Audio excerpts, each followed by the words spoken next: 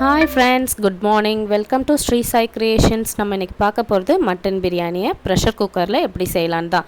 1.5 கப்புக்கு ஜீரக சம்பா அரிசி எடுத்திருக்கேங்க. அதை அலசி ஊற வச்சாச்சு. ஒரு 15 மினிட்ஸ் அது ஊறட்டும். நான் 600 கிராம்ஸ் மட்டன் எடுத்து வாஷ் பண்ணி ஒரு ப்ரெஷர் குக்கரில் மாற்றி வச்சுக்கிறேன். அதில் ஒரு 1/2 டீஸ்பூன் மஞ்சள், மட்டனுக்கு தேவையான சால்ட் மட்டும் இப்போ போட்டு நம்ம வேக வச்சு எடுத்துக்கலாம். இதில் சரியாக 150 ml தண்ணி ஊற்றிக்கோங்க. ஊற்றிட்டு ஒரு 3 விசில் ப்ரெஷர் குக்கரில் விட்டுருங்க. மூடி போட்டு 3 விசில் விட்டுருங்க. அதுக்குள்ளே அரைக்கிறதுக்கு தேவையான பொருள் பார்த்துக்கலாம். ஒரு கைப்பிடி சின்ன வெங்காயம், ஒரு ஹேண்ட்ஃபுல் ஆஃப் புதினா எடுத்துக்கோங்க. இஞ்சியும் பூண்டும் நீங்கள் தனித்தனியாக சேர்க்கறனால சேர்த்துக்கலாம், அரைச்சிக்கலாம். நான் பேஸ்ட்டாக வச்சுருக்கனால அதில் போட்டுக்கிறேன். ஒரு ஜாரில் இது எல்லாத்தையும் ட்ரான்ஸ்ஃபர் பண்ணி அரைச்சிடலாம். இதோட ஒரு 3 பச்சை மிளகாய் சேர்த்துக்கோங்க. நம்ம எடுத்து வச்ச எல்லா பொருளையும் மிக்ஸி ஜாரில் போட்டு அரைச்சி பேஸ்டாக்கி ரெடி பண்ணி வச்சாச்சு. அதுக்குள்ளே இங்கே நம்ம மட்டன் வேக வச்சது 3 விசில் போய் ப்ரெஷர் போக எடுத்து வச்சாச்சு. மட்டன் தனியாக வேக வச்சது, அதுலேருந்து எக்ஸஸ் வாட்டரை நான் தனியாக அளந்து வச்சுருக்கேன். இந்த உலக்கில் தான் நான் 1.5 உலக்கு ஜீரக சம்பா அரிசி எடுத்துருக்கனால நான் இதிலே வச்சுருக்கேன். தாளிப்பு பொருட்கள் பார்த்துடலாம் வாங்க. 2 இன்ச் பட்டை, 4 கிராம்பு, ஒரு பெரிய சைஸில் இருக்கக்கூடிய பிரிஞ்ச் இலை, ஒரு நட்சத்திர சோம்பு, கொஞ்சம் கல்பாசி, 50 ml நெய்யும், ஒரு மீதி 50 mlக்கு சன்ஃப்ளவர் ஆயிலும் ஊற்றிக்கலாம். எண்ணெய் கொதிச்சோன்னா தாளிப்பு பொருள் போட்டுடலாம். இங்கே நறுக்கி வச்சுருக்க பெரிய சைஸ் 2 வெங்காயம், 2 தக்காளி எடுத்துருக்கிறேன். வெங்காயம் வதங்கிறதுக்கான தேவையான சால்ட் மட்டும் ஆட் பண்ணியிருக்கிறேன். வெங்காயம் கண்ணாடி பதம் வர அளவுக்கு வதக்கினா போதும், ரொம்ப ட்ரை ஆக்க வேண்டாம். இப்போ தக்காளியும் போட்டு நல்லா வதக்கிடலாம். அதோட நம்ம அரைச்ச பேஸ்ட்டு, இஞ்சி பூண்டு 2 டேபிள் ஸ்பூன் போடுறேன். கொஞ்சம் பெரிய சைஸ் ஸ்பூனில் தான் போடுறேன். இதோட ராஸ்மெல் போகிற அளவுக்கு நல்லா வதக்கிக்கோங்க. அந்த ராஸ்மெல் போயிடுச்சுன்னா லைட்டாக நம்ம ஆயில், எண்ணெய் கக்கி மேலே வரும். அப்படியே நீங்கள் பார்த்தீங்கன்னா தெரியும், இந்த மாதிரி எண்ணெய் மிதக்கும்.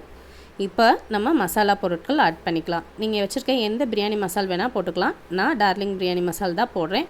1.5 ஸ்பூன் அளவுக்கு போட்டால் போதுங்க. இந்த ஸ்பூனோட அளவு நான் உங்களுக்கு வீடியோவில் காட்டுறேன். இந்த ஸ்பூனில் தான் நான் 1.5 ஸ்பூன் அளவுக்கு போட்டிருக்கிறேன். இதிலே ஒரு 1/2 ஸ்பூன் கரம் மசாலா இப்போ நெக்ஸ்ட் ஆட் பண்ண போகிறோம். கொஞ்சம் கரம் மசாலா ஆட் பண்ணிக்கோங்க. இந்த மசாலாவோட ராஸ்மெல்லாம் போகிற அளவுக்கு நல்லா கைவிடாமல் கிளறி விடுங்க. அவ்வளோதான், இந்த மசால் இப்போ நல்லா ரெடி ஆகிடுச்சு. நீங்களே பாருங்கள். இப்போ இதில் நம்ம வேக வச்சு தனியாக எடுத்து வச்சுருந்தோம் இல்லையா, அந்த மட்டனை ஆட் பண்ணிக்கலாம். இப்போ இந்த மட்டனும் அந்த மசாலாவும் ஒன்று சேர்ந்து வரணும்.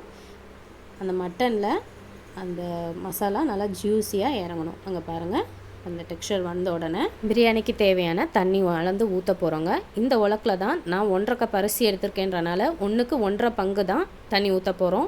ஆல்ரெடி மட்டன் வேக வச்ச தண்ணியை நான் 1 கப் ஊற்றிட்டேன். இப்போ ஒரு 1/2 கப் ஊற்றிருக்கேன். இது 1.5 கப் அரிசியில் இது 1/2 கப் அரிசிக்கு 3/4 கப் தண்ணி எடுத்து ஊற்றிருக்கேன். தண்ணி அளவு சரியாக இருக்கும், கரெக்டாக இருக்கும். இதுவே போதுமானது.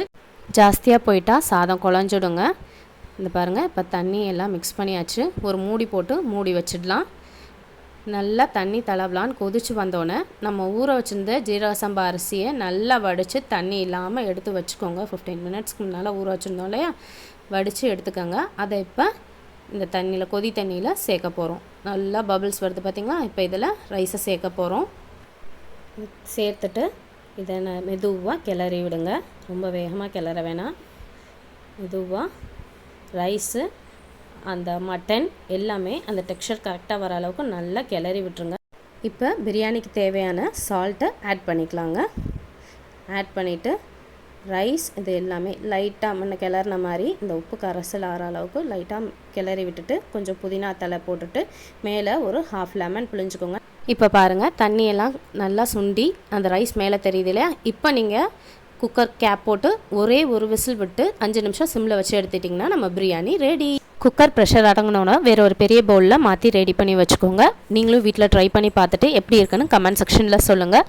நம்ம சேனலை இது வரைக்கும் சப்ஸ்கிரைப் பண்ணாதவங்க சப்ஸ்கிரைப் பண்ணிவிட்டு பாருங்கள். நாளைக்கு வேறு ஒரு வீடியோவில் உங்களை சந்திக்கிறேன். அன்டில் பாய். வாழ்க வளமுடன்.